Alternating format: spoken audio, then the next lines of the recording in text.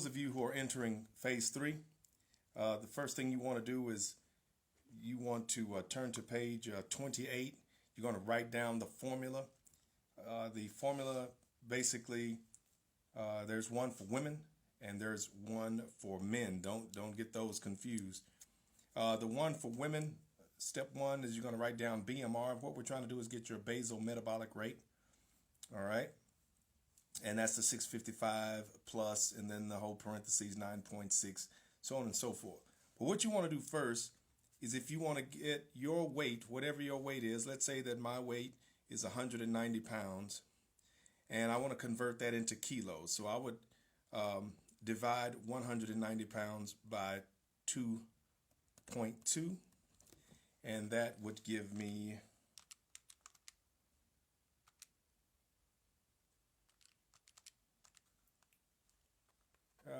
86.3, so we'll just leave that as 86. If it's 86.5 or more, then it'll go up to, you round it up to 87. All right, so that would mean that BMR in step 1 would be a 655 plus, and then in the parentheses 9.6 times 86. All right, then you close the parentheses and you go on across. Then the next thing you want to do is you convert your height into centimeters. Let's say I'm 6'2", and so that's 74 total inches. So you would multiply the total inches, 74 times 2.54, and that number is 187.9. So of course we want to round that up to 188 for me. All right.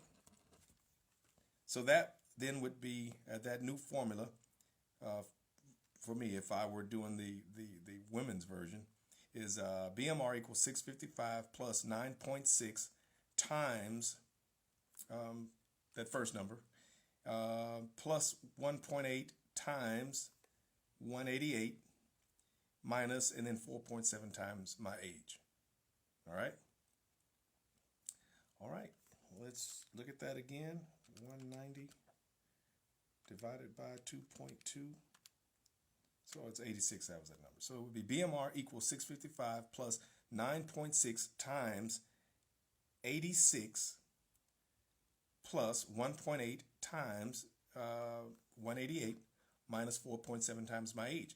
And then I would go ahead and solve for that last parenthesis, 4.7 times my age, get that number. It's an easy number.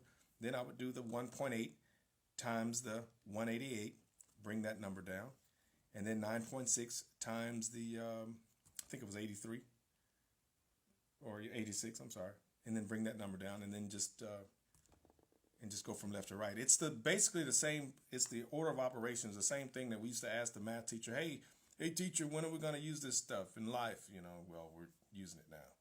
So hopefully that helps you guys out. And then once you get your BMR, then you're going to look at your activity multiplier, and that's over on page 29. And let's say, for example, if you're lightly active 1 to 3 days a week, the number that you get for your BMR, you would just multiply that times 1.375. Or if you're sedentary, the one at the top with little to no exercise, which I hope nobody falls into that category, but then you would multiply your BMR times 1.2. And then that will tell